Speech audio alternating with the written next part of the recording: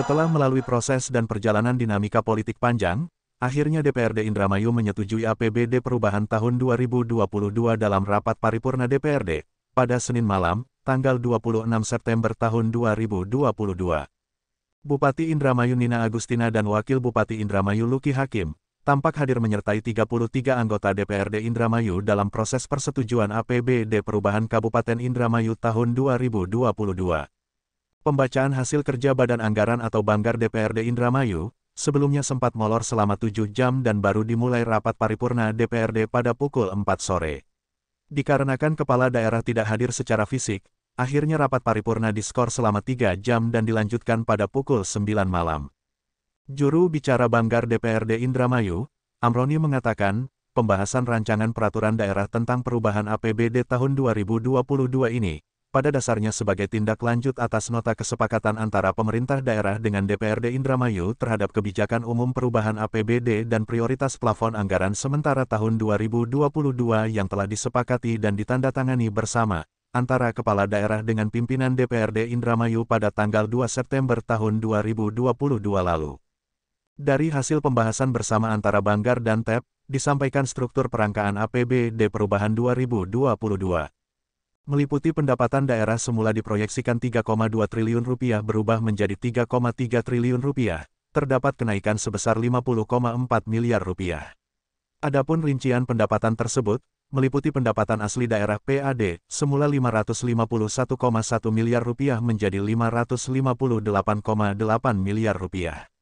Pendapatan transfer semula ditetapkan Rp2,703 triliun menjadi Rp2,741 triliun dan lain-lain. Pendapatan yang sah semula ditetapkan sebesar Rp5,9 miliar berubah menjadi Rp10,4 miliar. Adapun untuk belanja daerah, semula ditetapkan sebesar Rp3,328 triliun, berubah menjadi Rp3,536 triliun atau terjadi kenaikan sebesar Rp207,6 miliar, dengan rincian belanja untuk 28 SKPD.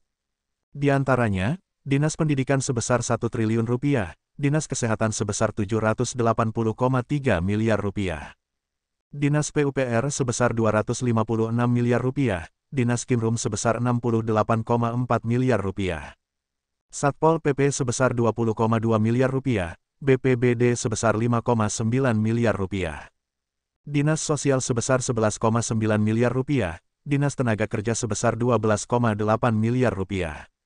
Dalduk KB dan P3A sebesar Rp37,1 miliar, Dinas Ketahanan Pangan dan Pertanian sebesar Rp59 miliar, Dinas Lingkungan Hidup sebesar Rp53,4 miliar, Disdukcapil sebesar Rp12,4 miliar, DPMD sebesar Rp10,7 miliar, Dishub sebesar Rp23,4 miliar, Diskominfo sebesar Rp10,3 miliar, Diskopdagin sebesar Rp24,4 miliar, DPM PTSP sebesar Rp9,1 miliar, Dinas Pariwisata Pemuda dan Olahraga sebesar Rp27,5 miliar, Disarpus sebesar Rp8,5 miliar, Diskanla sebesar Rp19,4 miliar, Sekretariat Daerah sebesar Rp80,6 miliar, Sekretariat DPRD sebesar Rp92,6 miliar, Bapeda sebesar Rp11,3 miliar, Badan Keuangan Daerah sebesar Rp105,7 miliar, BKPSDM sebesar Rp14,1 miliar,